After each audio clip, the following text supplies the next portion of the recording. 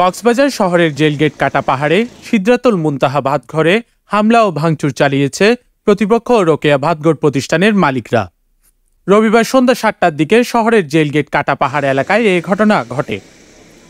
প্রতিষ্ঠানের পরিচালক মোহাম্মদ রফিক জানান, তার ব্যবসা প্রতিষ্ঠানে ভালো বিক্রি হয়, তাই পার্শ্ববর্তী দোকানদার বিভিন্ন প্রভাব খাটিয়ে রফিকের ব্যবসা প্রতিষ্ঠান বন্ধ করে দেওয়ার চেষ্টা করে।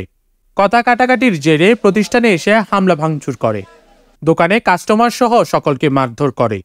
এই সময় তারা ব্যবসা প্রতিষ্ঠান ভাঙচুর করে ক্যাশ বাক্স থেকে টাকা লুট করে নিয়ে যায় বলে অভিযোগ করা হয়। কি কারণে মানে আমি ওর পাশের দোকানদার, ও আমার পাশের দোকানদার, আমার দোকানে বেচা কিনা হয়, আমার এখানে বাদ বেশি হলে আমি এখানে দোকান করি 2 বছর 3 মাস হয়েছি, ওরা দোকান করছে 4 মাস। এখন ওরার জনসংখ্যা বেশি, বাড়ি, আমার এখানে কেউ নাই, সেই জন্য আমাকে বারবার এরকম হুমকি দিয়ে আজকে আইয়া আমার এই দোকানগুলো এরকম লুটপাট করি চলে গেছে। এখানে সব আমার খানা দানা সব আমার ক্যাশের টাকা পয়সা সবগুলো নিয়ে গেছে।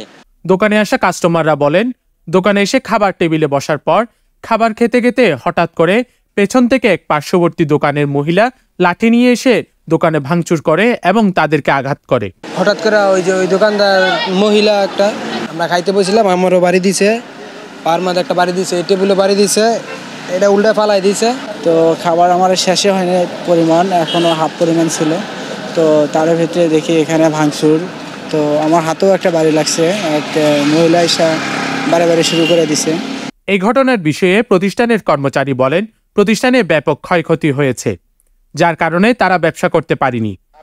তারা এই ন্যাক্কারজনক ঘটনার সুষ্ঠু বিচার দাবি করেন। ধুমধাম ধাক্কাটাক্কি বাড়ি ছুড়ে যখন ভাঙাচুর হচ্ছে, আমি একটু দৌড়ে আসছি, এখানে আসা তাইলে আমি দেখছি গ্যালাস ভাঙা আর ভিতরে এগুলা লুটপাট করা আর কি। এটা প্রশাসন থেকে আমরা চাই, আমার বাসায় যদি আজকে রাতে যদি চাল না নিলে আমার পরিবার পুরা ওয়াশ থাকবে।